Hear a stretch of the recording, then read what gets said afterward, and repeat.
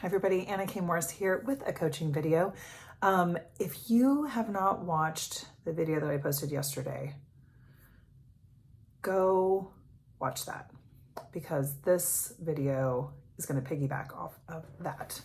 So you can watch this and then go watch the first one later, or you can go stop this video and go watch the first one and then come back to this one. But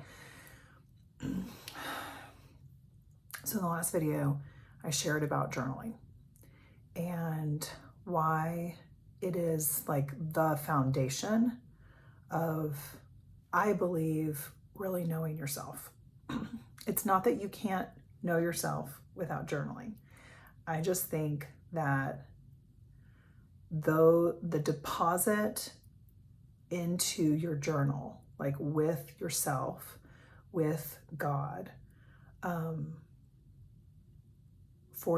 30 minutes a day, always, will change your whole life. It'll change your whole life. And I know because it's changed my whole life. And I know because I have a business coaching it. I literally, people say all the time, oh, I just don't have time. And I'm like, look in your journal. Tell me what you last wrote. And every single time people wrote something that they didn't like. And then you stop. And we do that, right? Like something happens, we don't like it, and then we quit. So the reason I say all of that is because today's coaching video is about really, really, really knowing yourself and not subscribing to societal norms or what other people think you should be doing, or at this age, you should be blah, blah, blah, blah, blah. Right? I'm going to share a couple of stories about that. So I started really diving into who I am and what makes me happy late. Maybe not. For some people, it's not late. For me, it was about 28 years old. And the worst question that you can ask me is, what makes you happy? I would fall apart, literally fall apart, because I had no idea. Or I would pretend, or I would make up answers or whatever, but I was like, I don't actually have any idea, because I didn't live in a world, in a situation where that was a question. That was just not important. It was like, what are you good at? What should you be doing? What are other people doing? Da, da, da, da, da. So I've worked really hard, and my journal is where I've learned what that answer is of what makes me happy. And even more so, of who am I? Who am I really? And what am I here for in this life? What am I here for? What I'm here for is to help people feel free. Help you feel free. If you're watching this video, I'm here to help you. So let me help you. Fast forward, I leave New York. I move in with my mom. I'm in my early 30s, 32, 33. Now at this age, a lot of people are married, they have a family, they have a mortgage. I have nothing. I don't have a mortgage. I don't have a house. I have a little bit of money, I think. And no, I have I have a little bit of money to I have enough maybe to not work for 6 months. And I move in with my mom at 32 or 33. That could look to a lot of people like not success, like a failure, you don't have kids, you're not married, but you don't have a job. Oh, I'd left my career. I had no career, I had no job. That could look like failure, except for me, that was a wild success. That was so successful because I had just untangled myself from all of the things that weren't making me happy. And it was humbling, right? Because I'm also living with my mom, and that didn't last long. I moved to Austin a couple weeks after that because we realized that wasn't going to be a good fit. So fast forward later, Derek and I have left our jobs. We've traveled around the world, and we're back and we're living with my mom. And now we're in our 37, 38. I think Derek was already in his 40s. And we're sleeping in the front bedroom. We have nothing. We have a storage unit, We have a dog or maybe two. I can't remember which time this was, but I remember being in the front bedroom, like drinking wine in bed, being like, what have we done? And we felt so great. Like we didn't have the mortgage that had been weighing us down and like stressing us out a little bit. We didn't have the careers that kept us apart from each other, and didn't light us up. Like they were fine, but they didn't like get us jumping out of bed in the morning. And we felt great. So fast forward to, we moved to Temple 2.5 years ago, and about maybe a year ago, somebody says to me publicly at a party, because we live in a home that I absolutely love, and we rent it. And we're in the housing business, right? Derek and I have a design build company. And so people are quick to assume that like we live in one of our houses. We don't. We rent our house, and it is the most perfect house for us. We absolutely love it. There are sure things that I would change, like we always would, because it's what we love to do. But the coach in me knows it's perfect.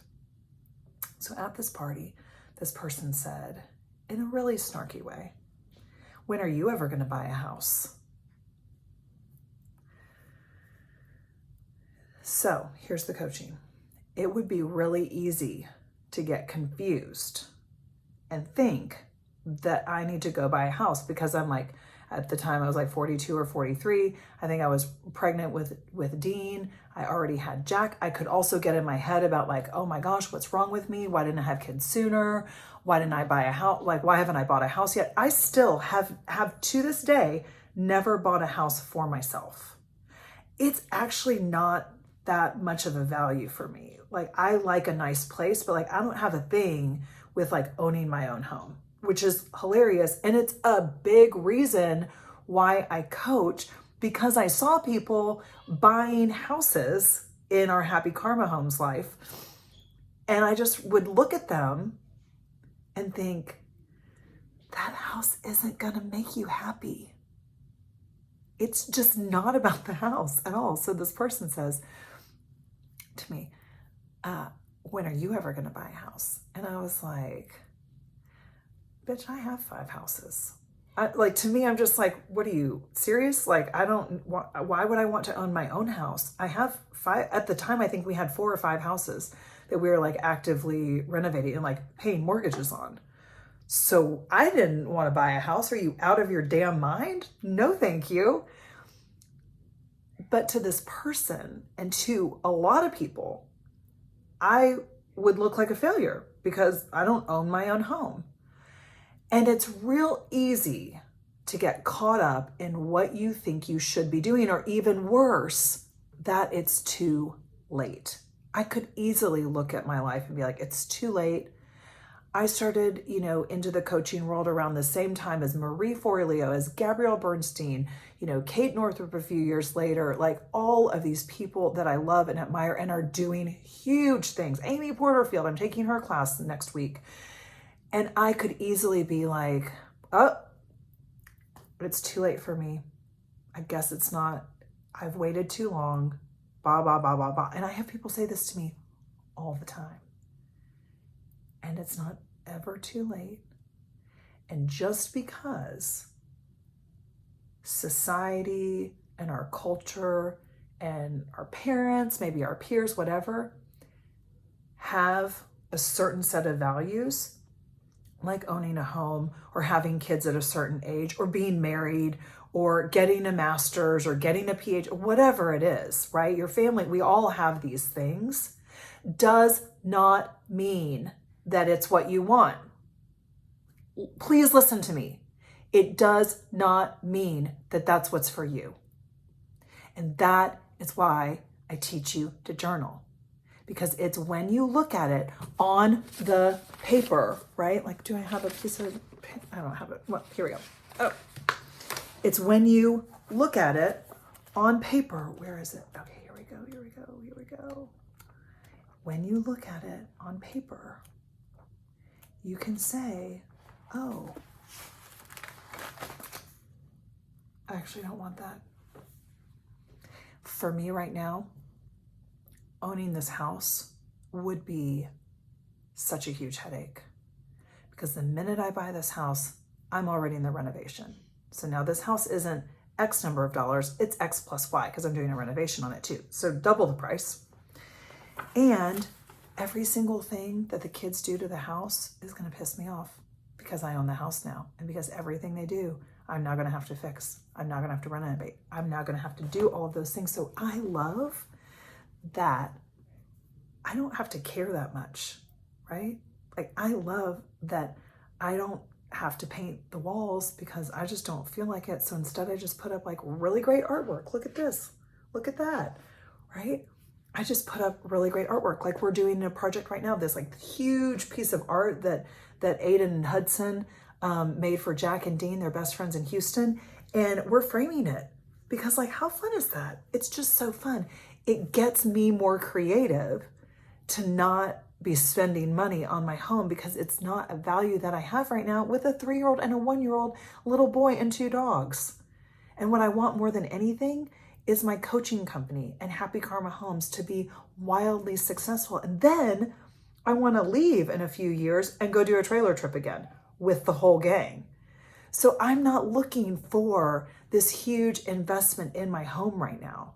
So the reason that I'm saying all of this is please, please, please consider working with me in the Reconnect, because what I want for you is to know your voice. Don't get confused when some dumb neighbor makes a snarky comment about wherever you're at in life. Maybe you're not married, or you don't have a job, or you don't have a college degree, or whatever. That's somebody else's bullshit, right? So one of my very, very, very favorite people in the whole world, I love you so much, Sue. I'll never forget, she called me from the campus of Columbia it was like a Sunday. And she was supposed to start an MBA program there that next week. And she called me super flat, super like not herself. She's amazing. And she's never flat, so that felt weird. And she just said, I just, I'm starting an MBA program and I just feel like it's going to kill me. And I was like, well, why would you get an MBA? Like, why would you even do that? That seems weird for you. She was like in musical theater, major, and just like she was doing voiceovers and like always in the Broadway world. So an MBA seemed very out of place, and then invested in real estate. So that didn't really add up to me. She said, well, just everyone in my family has a higher education degree, right? They all have more than just a college degree. They have like a bigger degree than that. And I just feel like I should do that too. And that's the problem. That's the problem. And so thankfully, I'm so grateful. She didn't go get her MBA. Guess what she became? A Broadway producer. And that was like her 3rd or 4th career. I can't even remember. She's done so many different things. She wrote all the like copywriting for dummies and like is like a ghostwriter for all these. I mean, she's just genius. But she's a Broadway producer. She did Moulin Rouge. She did Jagged Little Pill, all these shows that I don't even know. She's winning Tonys, all the things, because she paid attention to, wait a minute, I actually don't want that. My family values that, and that's great and good for them. And if they want to go get an MBA at Columbia, knock yourself out. Like, my dad really wanted me to be a lawyer. I almost went to law school, and had he paid for it, I probably would have, only because I was trying to buy time to avoid figuring out what I actually wanted to do, which I actually always wanted to coach. When I do any kind of test out there, it always says I should be a coach. But that didn't seem good enough for me. So I went and did some job I didn't want to do for 10 years, right? Because it's what people thought I should do. Okay, I'm going to land it. Thank you for watching. I would love to have you in my coaching program. I would love to teach you how to journal, because it's not later. It's right now. Like, you need to know more about yourself now. Don't wait. Don't wait. And if you can't work with me, no problem. If you don't want to work with me, no problem. But get a journal. $10 on Amazon. Just get a journal and start writing. And if you want to work with me, but you don't have the money or you don't think you have the time, send me a message. You will be amazed at what can happen if you just take a look at what if it could work. Okay, I love you.